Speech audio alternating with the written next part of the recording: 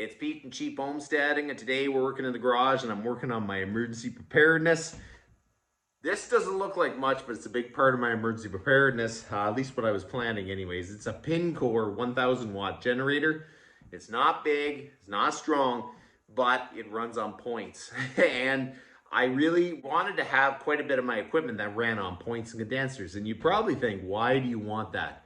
Well, the way the world's going, it seems like if we have a solar flare or if we anger another country, all of a sudden you might not have electronic stuff working. So it is kind of important to have something that'll just run. And even though this is a 1000 watt generator, it will run no matter what. Points and condensers is very reliable.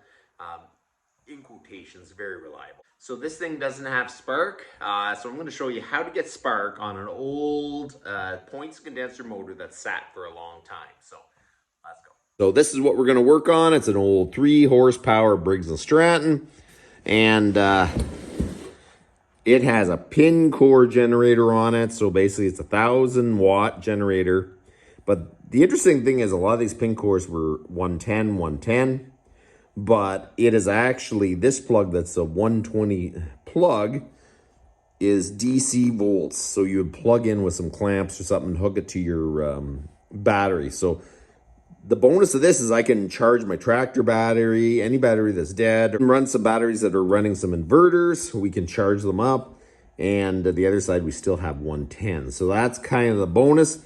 I'm not 100% sure that someone didn't rewire it, so it's like this is actually a 220 plug. So we got to verify this after we get this running.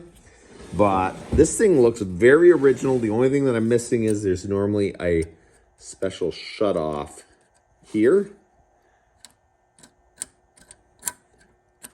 A cap to cover this that it's missing, but otherwise I think this thing is pretty original. So basically these old engines have points and condensers, and there are little points in the behind the flywheel that go like this, and whenever it releases, it makes a spark that goes through your spark plug. That's what fires the engine.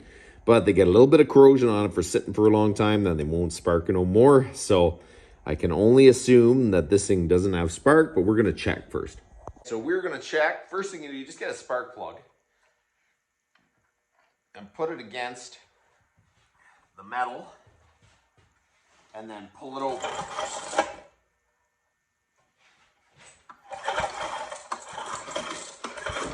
There is no spark. So we're going to take this cover off, gain access to the flywheel. We're going to take the flywheel off and then clean up the points, and then it should have spark after that. There is 3 screws to hold on the front cover, one on the top and one on either side at the bottom. Okay, so the cover is off. First thing you could do is just clean this magnet, give it a try, and see if it'll actually have spark.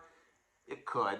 The biggest issue is with this, I know that this thing hasn't ran for years, and I know the points need to be cleaned up. So I'm going to clean them up, and then we're going to clean the magnet here and the surfaces on the coil, and then we should have spark after that. But something you can look at. If that's really rusty, sometimes you don't have spark at your coil. 2 little screws right here we're going to take off, and these are the scariest little screws that you can ever have, because I have broken off screws in flywheels of things this age before. So let's see. Oh, that came loose. It all depends what these things were stored in. If they're really a moist area in a basement or something, it's much better to be in a dry, even if it's outside, not under a tarp, but in a box or something where it's dry, but outside is probably better. So now you got the cover off. This is your recoil, so you pull it one way, it'll pull the engine. When the engine's running, it will just overrun. So this is basically your retaining nut for your flywheel. I don't know if there's a special tool for it, but all I've ever done was is flat spots on the back of the aluminum. You get a punch and a hammer, and just give it a tap, and it'll unspin. You get the punch on these flat spots and hit it and try to spin the nut off.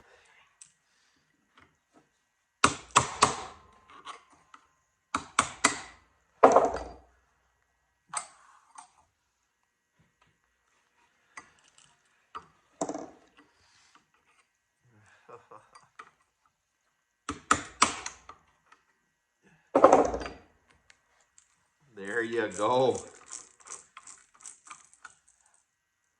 I didn't ding it up too bad.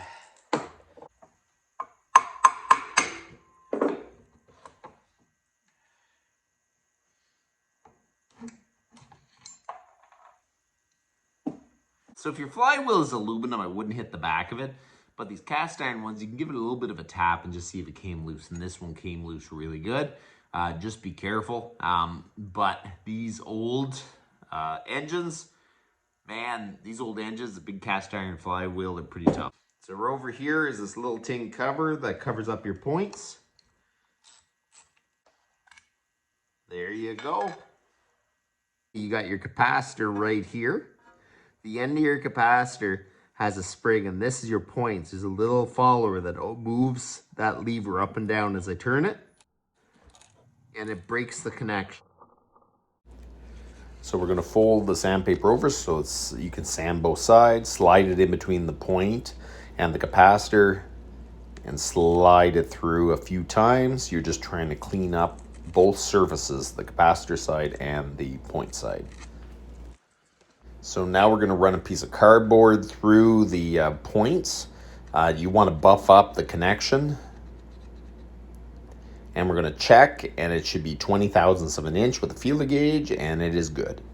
Okay, so the few things to look at. When you have this apart, you clean your points here, and there's a little push rod in here that moves this up and down. If that doesn't move, then you know that it is not going to work because it needs to break the circuit for it to send power to the actual spark plug. So make sure that this pin moves up and down and this terminal is clear. You can have problems with the capacitor, but these things are pretty bulletproof.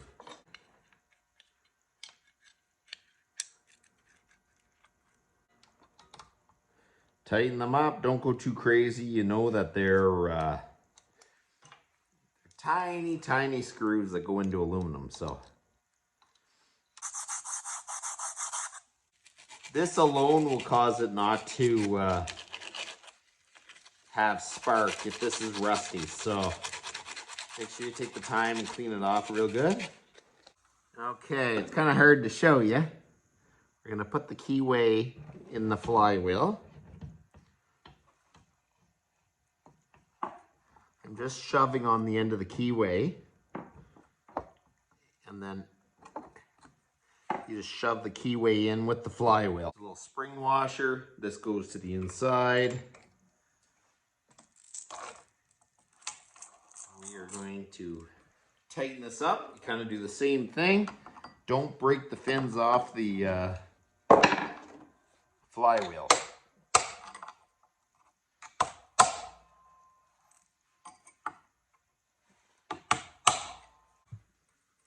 Put the cover back on. It's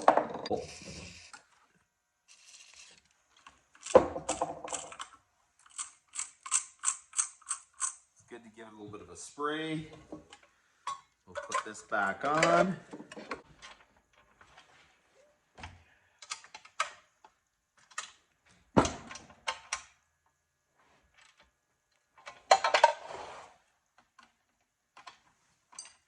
Okay, so let's give it a try. There you go, we got spark.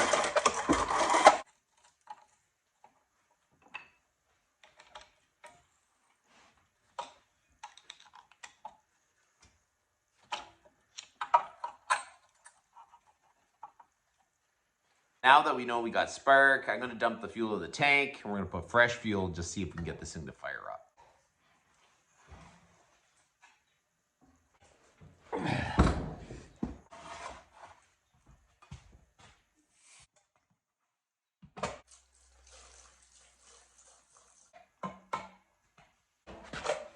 I don't know.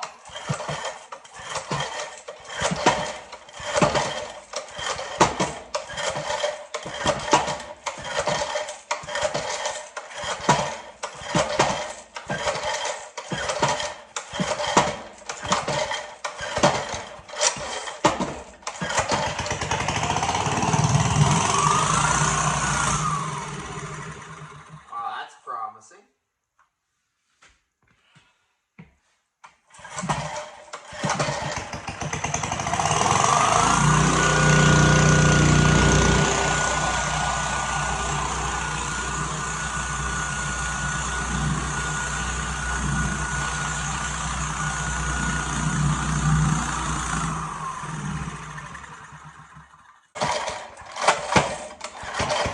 So there you go, the engine's up and running. It's not running perfectly yet. I need to get the carburetor clean, but for today, we've got spark. You put a little bit of gas and she fires right up. So I'm pretty happy about that. So in the next video, I'll probably try to clean the carburetor on a old updraft Briggs & Stratton motor. But that's about enough for today. You guys have a good